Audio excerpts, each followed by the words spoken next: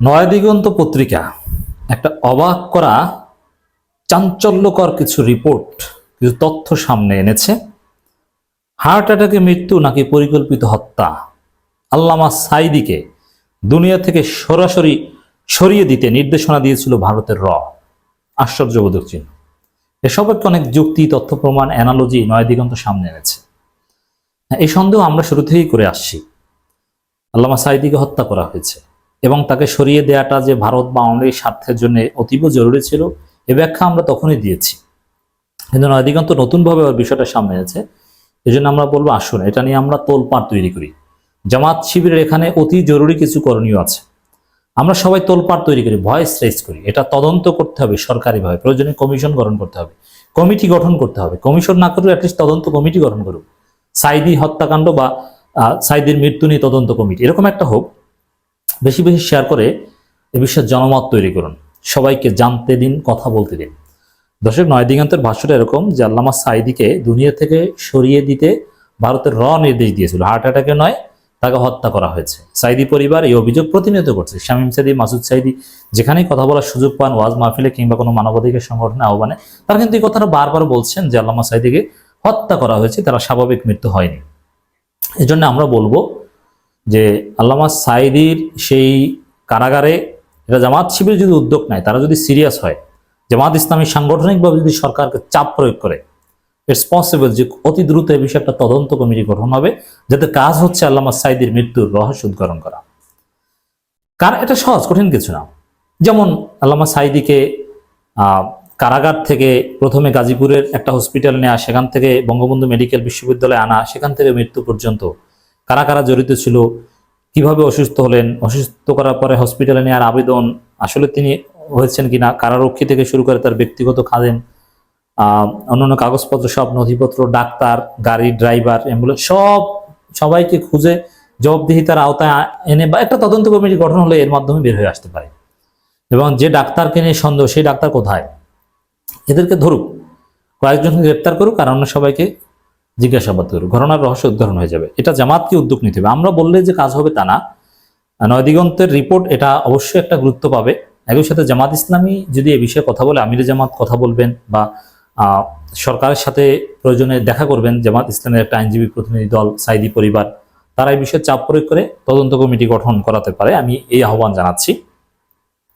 ভারতের গোয়েন্দা সংস্থা সর্বোচ্চ আদালত থেকে ফাঁসির রায় কমিয়ে আমৃত্যু কারাদণ্ড দেয়া বিশিষ্ট ইসলামী চিন্তাবিদ বাংলাদেশ জামাত ইসলামের নায়েব আমির দেলোয়ার হোসেন সাঈদীর বিষয়ে বাংলাদেশের সাবেক প্রধানমন্ত্রী শেখ হাসিনার কাছে গোপন প্রতিবেদন দিয়েছিল বলে অভিযোগ উঠেছে। আর ওই প্রতিবেদনে সাঈদীর বিষয়ে দ্রুত পদক্ষেপ নেওয়া সংক্রান্ত এক নির্দেশনাতে বলা হয়েছিল, দেলোয়ার হোসেন সাঈদীকে দুনিয়া থেকে না সরিয়ে দেওয়া হয় তাহলে যে কোনো সময় তার শেখ হাসিনা সরকারকেই ফেলে দেওয়া হতে পারে। খুব ভয় ছিল, কিন্তু আসলে আল্লাহর ফয়সালা ছিল, হাসিনা পতন হয়েছে। এবং দেখেন, হাসিনা পতনের পরে যদি আল্লামা সাঈদী থাকতো, তাহলে সম্পূর্ণ দৃশ্য ভিন্ন হতে পারত। এই জন্য ভারত চিন্তা করেছে যে হাসিনাকে বাঁচাতে না পারলেও সাঈদীকে সরাই, আমাদের কিছু দালাল তো থাকবে, কিছু বিভাজন তো তৈরি করতে পারবো। বড় মহা ঐক্য থেকে তো, ইসলামপন্থী মহা ঐক্য থেকে তো আমরা বাঁচবো। কারণ বাংলাদেশের অধিকাংশ মানুষ সাঈদীকে মন থেকে ভালোবাসে এবং দলমত নির্বিশেষে তার রয়েছে ব্যাপক জনসমর্থন। কাশিমপুর কেন্দ্রীয় কারাগারের পার্ট 1 এর 1-3 নম্বর হাসপাতাল সংলগ্ন সেলে দীর্ঘদিন আটক থাকার সময় দেলোয়ার হোসেন সাঈদী, তার জেল পার্টনার, ব্যক্তিগত খেদমতকারী, খুনের মামলার আসামি মাসুদ ও বিভিন্ন সময় তার ব্যক্তিগত খেদমতকারী মাসুদ নাম ও তার সেবায় নিয়োজিতদের কাছে ভারতের গোয়েন্দা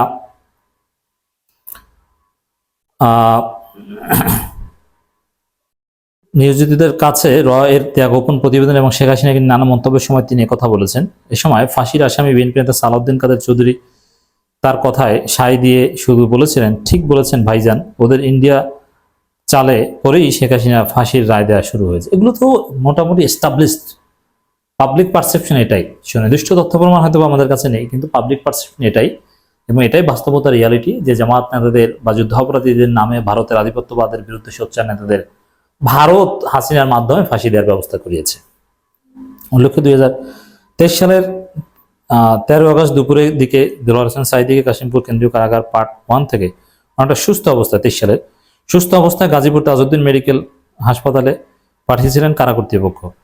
এর আগে কারাগারের ডাক্তার, সহকারী সার্জন ডাক্তার খালিদ মাহমুদ তার স্বাস্থ্য পরীক্ষা করে হাসপাতালে পাঠানোর পরামর্শ দিয়েছিলেন। কারা কর্তৃপক্ষের এই যে ডাক্তার খালিদ মাহমুদ বা কারা কর্তৃপক্ষ আছে এদেরকে ধরলেই অনেকটা রহস্য উদ্ঘাটন হবে। কারা কর্তৃপক্ষের কথা মোতাবেক হাসপাতালে নেওয়ার পর তার স্বাস্থ্যের অবনতি হয়। পরে ডাক্তাররা তাকে ঢাকার বঙ্গবন্ধু মেডিকেল বিশ্ববিদ্যালয়ে পাঠানোর কথা বলে ওই রাতেই তাকে ঢাকায় পাঠানো হয়। শাহবাগের বঙ্গবন্ধু শেখ মুজিব মেডিকেল বিশ্ববিদ্যালয় নেওয়ার পর চিকিৎসাধীন অবস্থায় পরদিন রাতে ডাক্তার তাকে মৃত্যু ঘোষণা করেন। তার মৃত্যুর খবর ছড়িয়ে পড়লে হাজার হাজার ভক্ত হাসপাতালের সামনে ভিড় জমান এবং সুস্থ সাইদিকে পরিকল্পিতভাবে ইনজেকশন পুশ করে ইমরানের সরকারের অনুসারী ডাক্তার মেরে ফেলেছে বলে অভিযোগ করতে থাকেন। তো এই অভিযোগটা অ্যাটলিস্ট যাদের বিরুদ্ধে অভিযোগ তাদের জিজ্ঞাসাবাদ করা হোক। এই জিনিসটা তো জামাত বর্তমান সময় সরকারের মাধ্যমে নিশ্চিত করতে পারে। যদিও ঘটনা 2 মাস পর 2024 সালের 1 অক্টোবর দেলোয়ার হোসেন সাইদির ছেলে মাসুদ সাইদি সাংবাদিকদের কাছে বলেছেন কারাগারে থেকে সুস্থ সাইদিকে এনে পরিকল্পিত হত্যা করেছিল হাসিনা সরকার। পরিবারের পক্ষ থেকে তার মতো বাংলাদেশের ইতিহাসে সবচাইতে জনপ্রিয় ব্যক্তির ক্ষেত্রে এই অভিযোগ, এই সরকারের জন্য এটা ওয়াজিব এটা তদন্ত করা। কারণ সাইদি সাহেবের চাইতে বাংলাদেশে কোনো জনপ্রিয় ব্যক্তি বাংলাদেশের ইতিহাসে ছিল না এবং নিকট ভবিষ্যতে আসবেও না। এখন জীবিতদের মধ্যে সবচেয়ে জনপ্রিয় মিজানুর রহমান আজহারী। হ্যাঁ, তিনি নির্বাচনে দাঁড়ালে ভোট কত পাবেন সেটা আলাদা হিসাব, কিন্তু মানুষের আকর্ষণ তার প্রতি।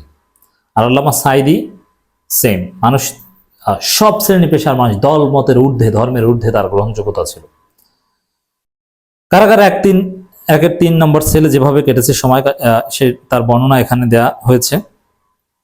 তাতে যেভাবে তিনি যে অবস্থায় তাকে হঠাৎ করে হসপিটালে নেওয়া এবং মৃত্যুর ঘটনা ঘটল, মানে এটা 2 2 4 কেউ মেলাতে পারছে না।